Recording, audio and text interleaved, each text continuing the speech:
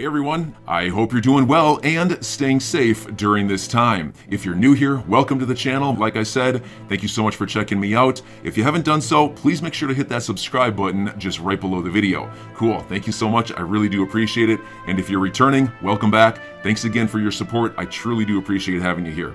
Hey everyone, I hope you're doing well and staying safe during this time. What we see is that the SEC waited 8 years to decide they disagreed with this analysis, decimating thousands and thousands of XRP holders in the process.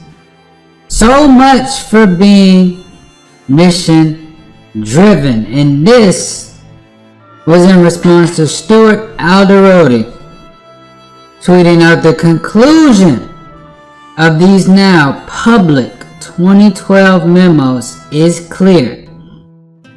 XRP do not constitute securities. XRP is not a security. And what we are seeing right now is massive whales accumulate XRP. We could be getting very close to the end of this battle with the SEC.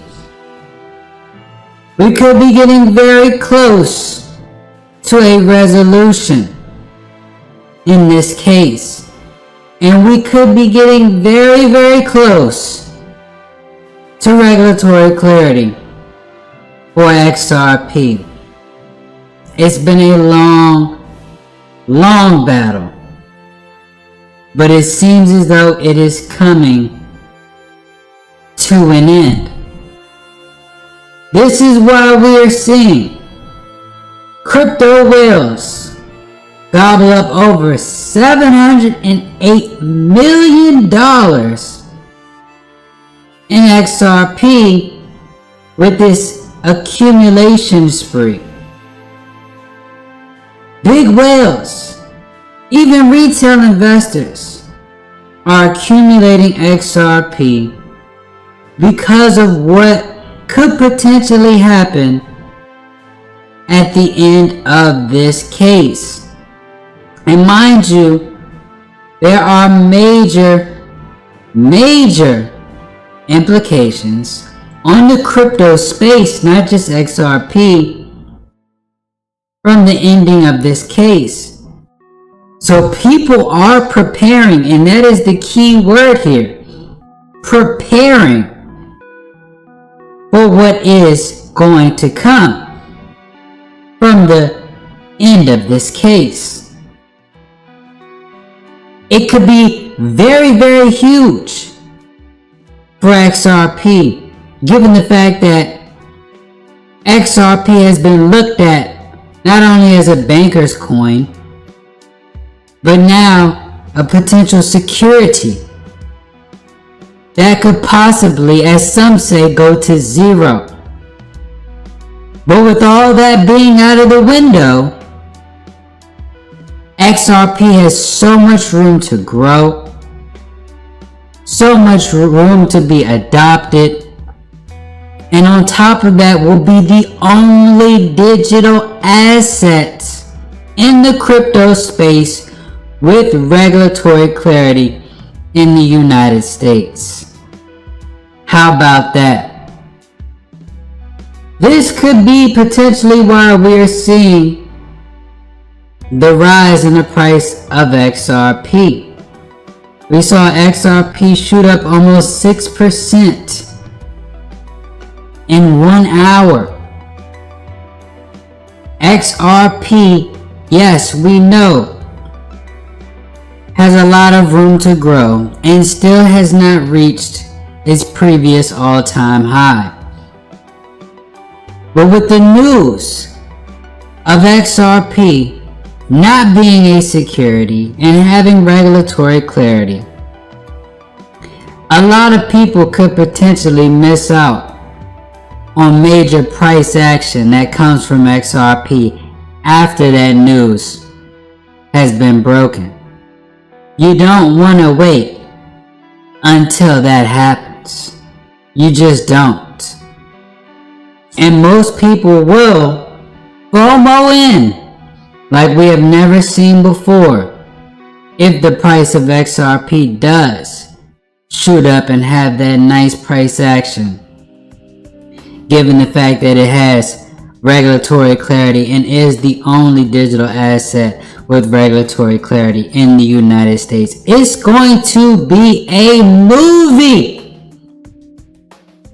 one that we have never seen before, and this is history in the making, and this is why I'm excited, and this is why I continue to stay bullish on XRP despite what is happening right now. Now I want to talk about something here, and it's the central banks preparing for this new financial system of the future, as they call it. The Federal Reserve and the ECB are working together, and they both gave speeches at the U.S. Monetary Policy Forum in New York. We're going to talk here about the Federal Reserve first, and then we'll move on to the ECB. We'll talk about the similarities. We'll talk about what they're planning to do next. And we're going to talk about how they understand, like we do, there's a lot of things taking place right now. This space is moving fast. The world is moving into a digital economy and a new digital financial system, a global digital financial system. And we're going to talk about how these central banks know that crypto is here to stay and is taking over. And we'll talk about their fear of stable coins taking over central bank money. So let's get into it.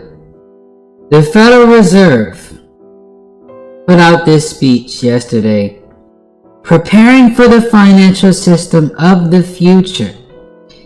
And he started off talking about this. The financial system is undergoing fast-moving changes associated with digitalization and decentralization. So now we have the Federal Reserve telling us that the financial system is not only changing, but they're fast-moving changes, and it's associated with digitalization and decentralization. They talk about how in recent years there has been explosive growth in the development and adoption of new digital assets that leverage distributed ledger technologies and cryptography. This is true. We are seeing explosive growth in the crypto space. And this is why we're seeing crypto become more and more adopted. The Federal Reserve states the prominence of crypto advertisements during the Super Bowl highlighted the growing engagement of retail investors in the crypto ecosystem. And we're seeing exactly that. The masses start to FOMO in. The masses start to do their research and get involved in the crypto space because of these ads, because of all of the information that is coming out around crypto. And they go on to state, so it's perhaps not surprising that established financial intermediaries are undertaking efforts to expand the crypto services and products they offer.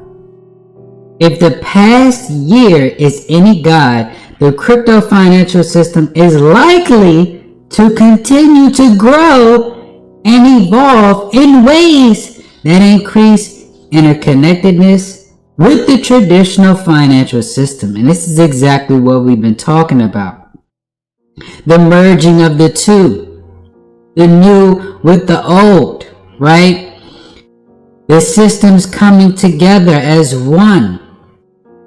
Because we know the digital system is too powerful and it will overtake the old, slow, and traditional system. So they have to adapt to what is taking place here. And that's exactly what the Federal Reserve is telling us they are preparing to do. They're preparing to do exactly that. Have been doing it for years, but now they are coming out and being more vocal about it as we're getting closer to that transition actually taking place. And here they say this: as a result, officials in many countries are undertaking efforts to understand and adapt, here we go, to the transformation, here we go, of the financial system. Many jurisdictions are making efforts to ensure statutory and regulatory frameworks apply like rules to like risks, and some jurisdictions are issuing or contemplating issuing central bank digital currencies. Central bank currency in digital form. Now they're doing this because the fear of stablecoins taking over, but we'll talk about that. They say the Federal Reserve needs to be preparing for the payment landscape of the future, even as we continue to make improvements to meet today's needs. And everyday individuals should be preparing for this new future system that is being set up. They talk about certain challenges remain, such as lack of access to digital banking and payment services for some Americans, and expensive and slow cross-border payments. We know cross-border payments is a major issue, and this is where Ripple and XRP come into play to solve that major problem, right? You got to be solving a problem, and XRP is a solution to the slow cross-border payments problem. Now, the Federal Reserve in this speech goes on to state the digital asset and payment ecosystem is evolving at a rapid pace. This is something we've been talking about for years now. And they state, thus, it is also important to contemplate the potential role of a CBDC to promote financial stability in a future financial system in which a growing range of consumer payment and financial transactions will be conducted via digital currencies such as stablecoins. This is where the fear starts to kick in. And this is why I don't buy in to any of the stuff that the central banks are talking about, how they're not sure or they're not ready to potentially issue a CBDC. We know at some point they're going to do this because of the fear of stablecoins taking over. And here's what they say: in such a future state, the coexistence of CBDC alongside stablecoins and commercial bank money could prove complementary by providing a safe central bank liability in the digital financial ecosystem, much like cash currently coexists with commercial bank money. It is essential that policymakers, including the Federal Reserve, plan for the future of the payment system and consider the full range of possible options to bring forward the potential benefits of new technologies while safeguarding stability. So they talk about coexistence, they talk about sitting side by side, being complementary. They say all of this so it doesn't seem like the central banks are pushing ahead with something too strong to the point where they will take certain things away or overpower certain things like cash. Well, we all know at some point cash will be a thing of the past. It's not yet, but it will be. And that's something that the ECB talks about in their speech, which we're going to get into in just a second. Now, the Federal Reserve goes on to state, given the dollar's important role as a payment instrument across the world, it is essential that the United States be on the frontier of research and policy development regarding CBDC, as international developments related to CBDC can have implications for the global financial system. This is why they're doing the research. This is why they are going to issue a CBDC, because they understand that there are major implications for the global financial system if they do not. They talk about, given the range of possible future states with significant digitization of the financial system, it is important that the Federal Reserve is actively engaging with the underlying technologies. This is why they're doing so much with their research. And they talk about right here, in parallel with the board's public consultation on CBDC, the Federal Reserve Bank of Boston, in collaboration with MIT, has developed a theoretical high-performance transaction processor for CBDC, and this is Project Hamilton, which we talked about a few videos back, where they did their testing on a CBDC, the same CBDC that they say they have no plans of issuing as of right now. Now let's get into this conclusion, because it is very impactful. It says the financial system is not standing still, and neither can we. We are seeing the Federal Reserve tell us exactly what they are doing. The digital financial ecosystem is evolving rapidly and becoming increasingly connected with the traditional financial system.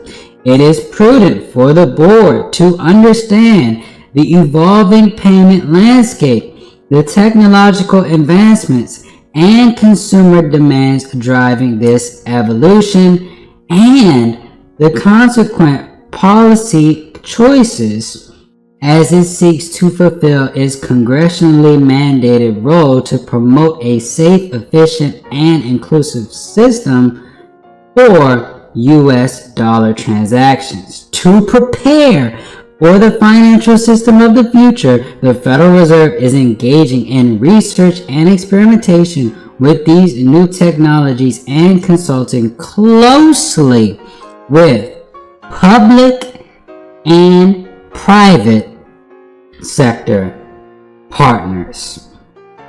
These central banks are unveiling what they are planning to do next. They are telling us that they have a plan, they are planning, and they are preparing for the financial system of the future. This is information we need to soak in and help us prepare ourselves for what's getting ready to come next. Now, the ECB gave a speech at the U.S. Monetary Policy Forum. Very similar, so I won't touch on everything that they talked about, but they talk about central bank digital currencies, defining the problems, designing the solutions. There's a couple of things I do want to highlight though. The ECB states throughout history, money and payments have been constantly evolving, and this also holds true in the digital age. As we increasingly pay digitally and shop online, we rely less on cash. And this is the key here. As we move towards this digital economy, as digital assets like XRP become more adopted, people will rely on cash less and less. And they state, our wallets are gradually moving from our pockets to smartphones and other electronic devices. This is everything we've been talking about, especially since the start of the so-called pandemic. The ECB states these changes have profound implications. Here we go with these implications, okay? For the nature of money itself, raising the question of whether central banks should issue digital currencies for retail use. We know that is what they are planning on doing.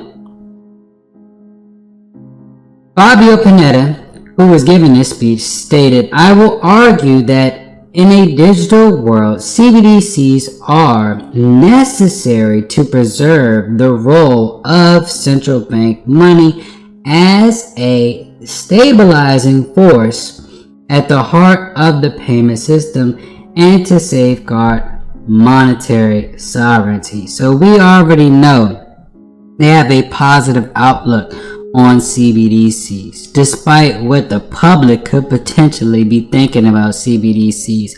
And they've even given us information stating that the public does not like the thought of a CBDC for privacy reasons. And they talk about that a lot, but we're going to focus on what they're talking about here. Bank runs. The ECB states bank runs and financial crisis start when confidence in the convertibility of private money evaporates.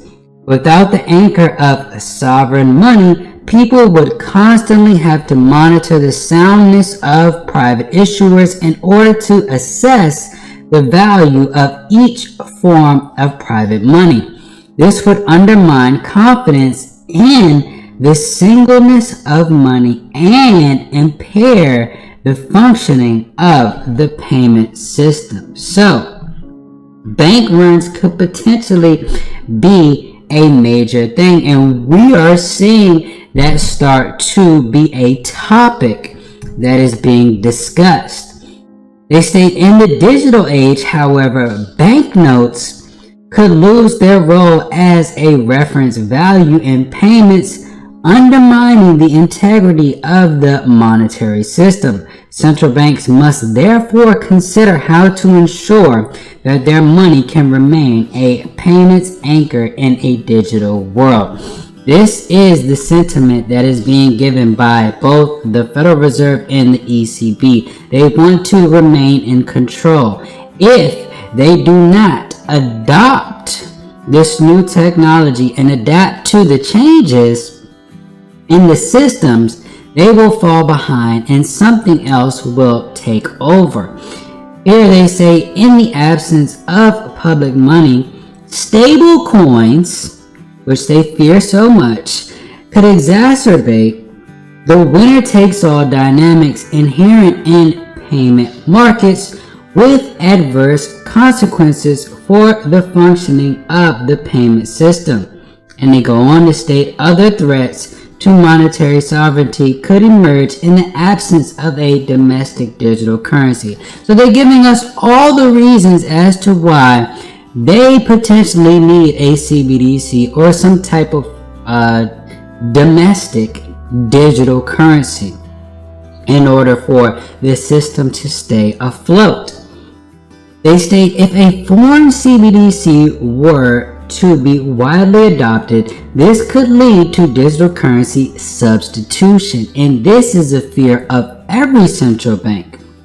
And this is why they say this risk would be higher for small countries with unstable currencies and weak fundamentals, especially if the CBDC were issued in a major economy. So we could see countries start to adopt different countries' currencies based on the power they have from implementing these digital currencies.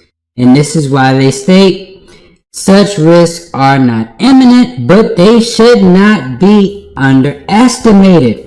Just as the US dollar overtook the pound sterling as the leading reserve currency within only a decade of the end of the First World War, digital innovation may give rise to powerful new foreign contenders with disruptive consequences for those markets that are not prepared to face the digital challenge. This is why so many central banks have been either hush-hush about what they're planning to do. They want to watch what others are doing, learn from others. This is why we're seeing the Federal Reserve, out of all central banks, state that they don't have no plans, or they're only doing this right now, they're not really focusing on that right now. They've been strategically making their moves and saying what they're saying based on the fact that they want to learn, but they do not want to be left behind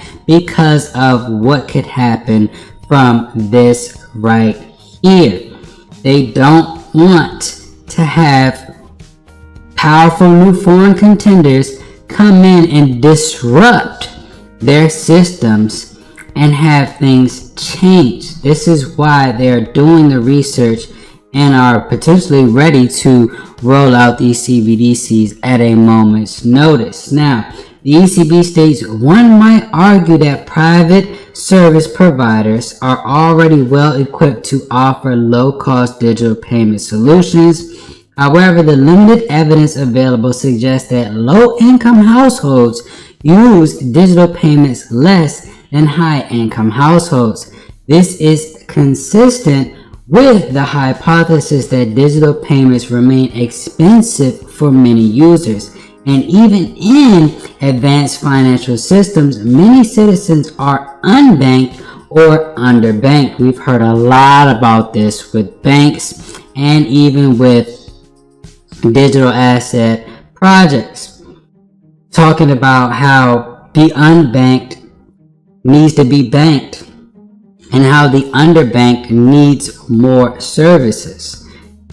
The ECB states although financial inclusion depends on several factors such as financial and digital literacy, the cost of financial services is likely to play a role. So they want to make this available to everyone if they're going to have these digital forms of currency. And that's why they state our Digital Euro project comes with a commitment that all, including vulnerable population groups, will have access to safe public money in the digital area. Now, here they talk about how to ensure that our digital currency will be a convenient means of payment. We are working to make it available within private payment solutions so that people will be able to use it easily wherever they can pay digitally. So that means anywhere and everywhere. And they state we aim to level the playing field by allowing intermediaries, including small ones, to offer innovative solutions to their customers. And we are considering how a digital euro could improve financial inclusion. So something that they've been talking about, if you looked at any of their documentation from years past, they've been focusing on financial inclusion, and that's something that they are really honing in on now. But here's the conclusion. Very similar to the Federal Reserve, and you can see the similarities here. The digitalization of payments cannot be ignored by central banks, and it's not being ignored by central banks, nor is it being ignored by major organizations. And they state, cannot be ignored by central banks, which have so far provided their money only in physical form. So they know they need to switch. They know that the transition is coming.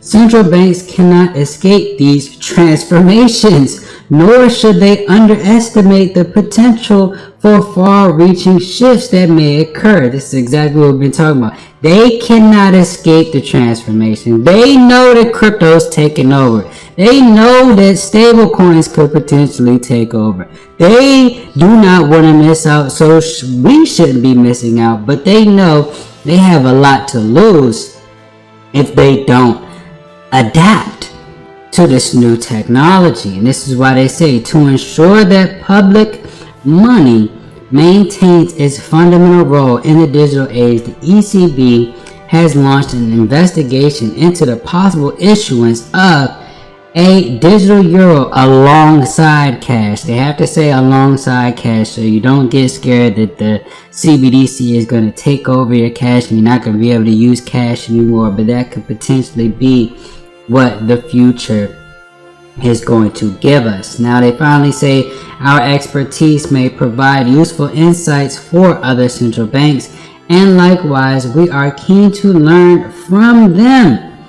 I am therefore, this is Fabio Pineda speaking, pleased to exchange views with US experts, and I am now looking forward to our discussion. So, found this out from both the ECB and the Federal Reserve because they posted their speeches at the minutes apart, but about at the exact same time here yesterday from their meeting in New York. So this is huge. This is a lot of information to unpack, and this is a lot of information given to us by two major central banks, literally telling us exactly what we've been talking about. Central banks preparing for this transition. There is a transition taking place, B, a movement into a digital economy, and C, right, cryptocurrencies, C for cryptocurrencies taking over. And they know that they cannot just sit here and watch as cryptocurrencies take over the entire world. This is why we're here. This is why we are so bullish, and this is why we will continue to stay bullish. I'm your guy. I will keep you posted. I'm your advocate. I'll be back on a daily basis, usually multiple times per day, with these videos to keep you updated with everything going on. So I hope you enjoyed the video. If you haven't done so, make sure to hit that subscribe button. Feel free to share any of my videos with your friends, family, social media, or anybody who may care to listen. Thanks so much for your continued support. I'm always here for you. I want to help you through this time. So thank you so much for continuing to choose me. Enjoy your day, stay safe, and I'll catch you again probably in a couple hours. Thanks, everybody. See you later.